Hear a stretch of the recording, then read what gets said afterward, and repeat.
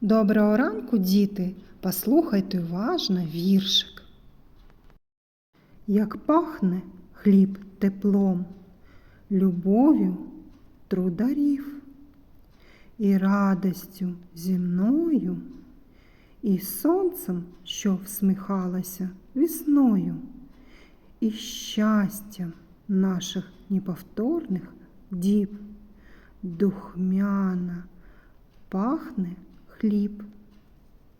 Діти, як ви гадаєте, як цей хліб потрапив до нас до столу?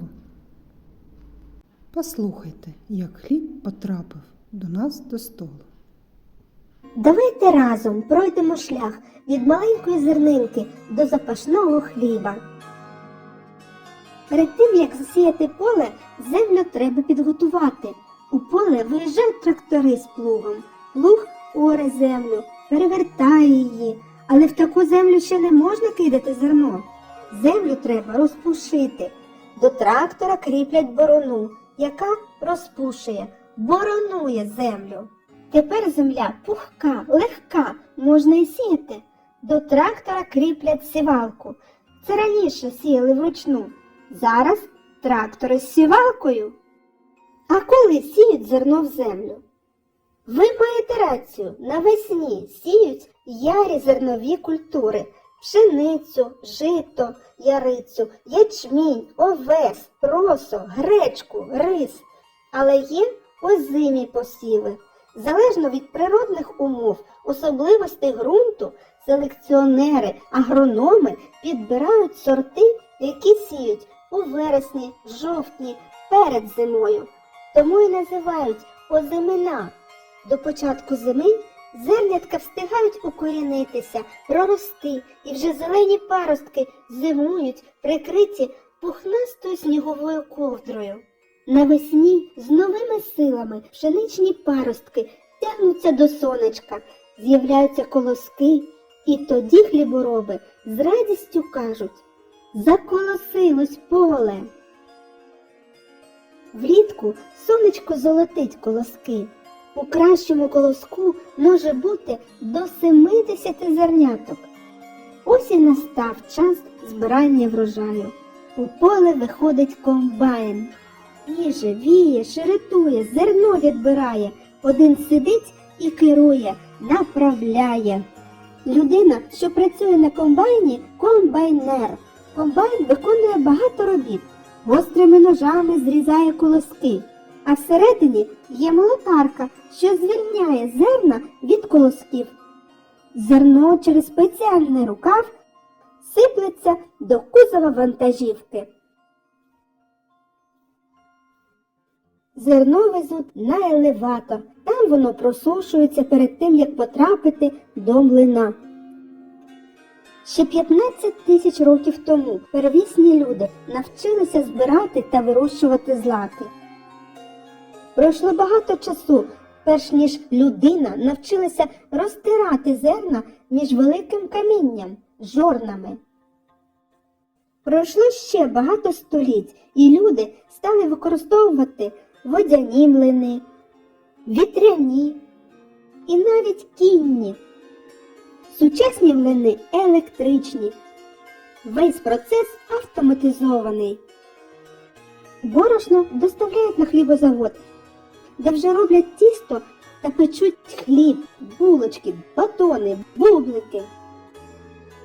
Мы выбираем программу замеса. Машины у нас полностью автоматизированы. Задача человека только нажать кнопочку «Пуск», все компоненты сыпятся, начнется замес. Вот мы можем видеть через окошко, как начинает меситься тесто.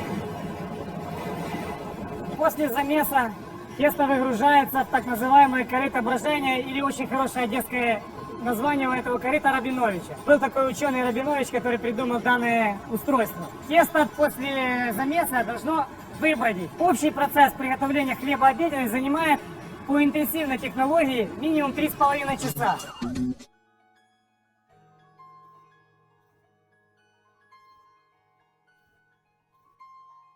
Хліб – основа життя, дар матінки землі та величезний труд людини. Багато праці, людей понад 100 професій необхідно, щоб смачний, ароматний і з хрусткою скориночкою хліб опинився на столі. Бережіть та шануйте хліб.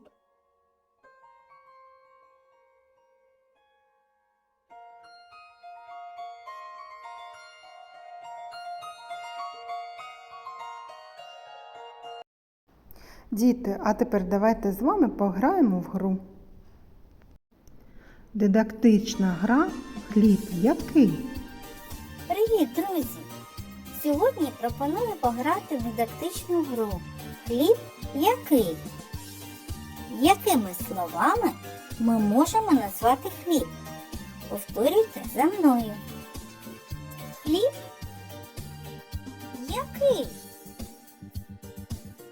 Вірно, пшеничний. Хліб який? Український. Ти молодець. Хліб який? Домашній. Так. Хліб який? Правильно, м'який. Хліб який? Гостинний. Який хліб? Так, гарячий. Хліб який? Круглий, вірно. Продовжуємо далі. Хліб який? Святий. Хліб який? Чорний, вірно. Хліб який? Так, пахучий. Хліб який? Весільний. А ще який хліб?